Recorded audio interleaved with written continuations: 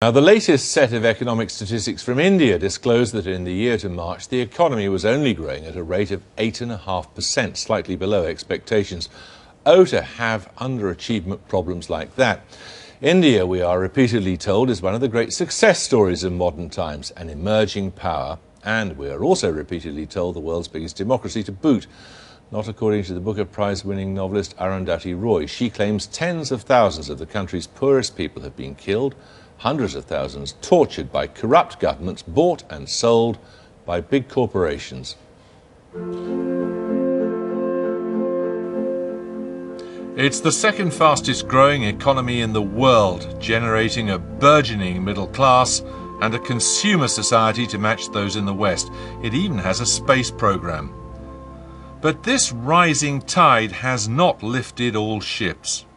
Removed from their land to make way for India's new industries, these indigenous peoples in the east of the country scrape a living scavenging bits of coal for $1 a day. And there's conflict. Maoist insurgents have been waging war against the forces of capitalism for almost 50 years. They say they want to protect the land rights of India's Aboriginal peoples. 6,000 have died, but they have an unlikely ally. World famous for her novel, The God of Small Things, Arundhati Roy wants to use her prestige to champion their cause and to attack the Western model of capitalism. In 1999, she fought against the construction of the Narmada Dam, saying it would displace 500,000 people. But is she in a fight she can't win? In 2013, India's growth rate is set to overtake that of China. Is that pace resistible by anyone? And Arundhati Roy is here. This enormous change, the emergence on the world stage of a power, the like of which has never been seen before, a voice that's never been heard before, aren't you proud of that? It's a false voice. It's a lie. Why? And I'm not proud of it at all, because in the early 90s, when the economy began to open and the growth rate began to gallop, since then, if you look at what it has done to the mass of people in India, yes, we have, I think, the world's largest number of millionaires or billionaires, but we have 800 million people living on less than 20 rupees, which is about 30 cents a day. You have millions of displaced people. You have more poor people in India than the poorest countries in Africa The put claim together. is that poverty has been halved in the last 30 years. It's untrue. You know, it's untrue, and you go and have a look at what's going on there. There's an insurrection in the country. Why In it parts isn't of the country. in vast parts of the country, which is out of control of the government now. They are deploying, paramilitary forces in central India. The government just can't even go into big territories, and now that's spilling outside the forests as well, because this growth rate is built on taking land from the poor.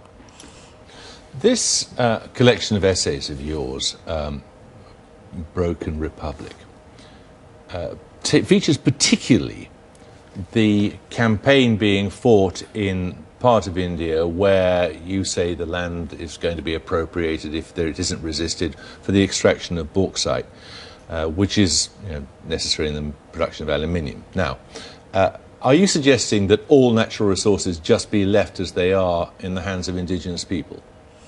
Well, it's not that simple, but if you look at the map of India today, the forests, the indigenous people, the minerals, the Maoists, they're all sort of stacked one on top of the other, And there is this huge program. It's not just of extracting minerals, but it's of building dams and infrastructure.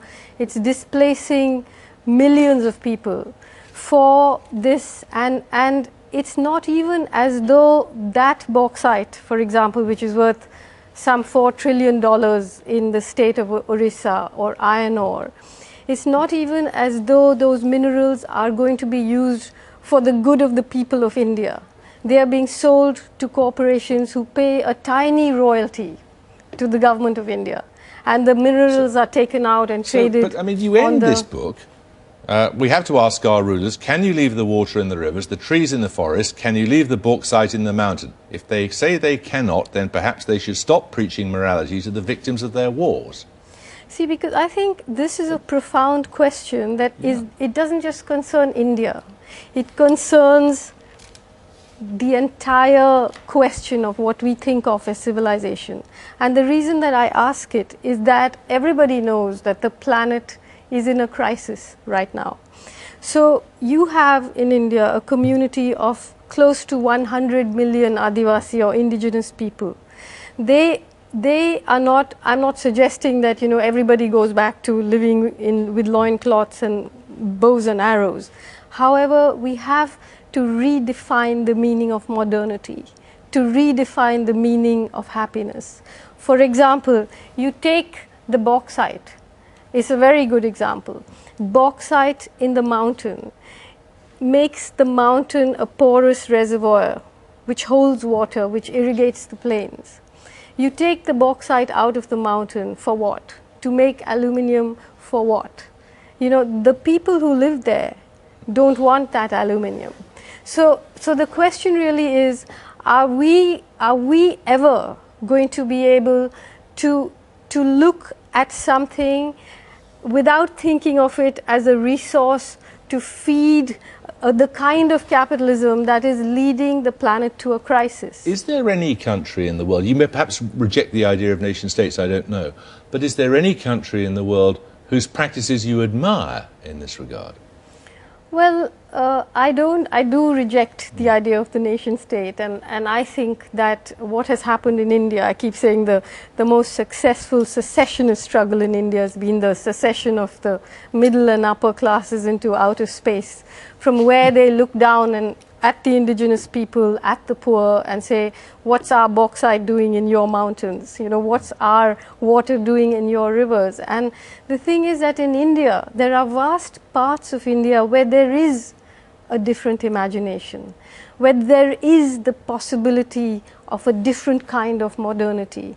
And that is what the government seeks to annihilate. Now they are actually planning to deploy the army to fight the poorest people in this country, and we call it a democracy. Well, that's because there's been an insurgency going on there for 50 years. But that insurgency consists of Adivasi people, indigenous people who have been marginalized. And if you look at the Indian Constitution, you ask me, if you ask me on the show, what should the government do? I would say the government should honor its own constitution. It is the government that vandalizes its constitution against constitutional law to take away land from indigenous people. And it's the rebels, including the Maoists, from the Maoists to the Gandhians, who are fighting to have the constitution implemented, and it's the government that's vandalizing it. I've got to ask you one other thing while you're here. It's been a long time since The God of Small Things, since when you've basically produced non-fiction. Are you writing another novel? I'm trying to. I'm trying to. Is there any end in sight? Well, you know, I mean, unfortunately, one is living in a situation of such urgency, such emergency. There are hundreds of people in jail. There are people being killed all the time. It's like a civil war there, you know, and for me, it's very hard to just take a sort of careerist position, you know, and say, oh, I must write my next novel. I would love to, but it's not entirely in my hands what's going on there. Thank you very much.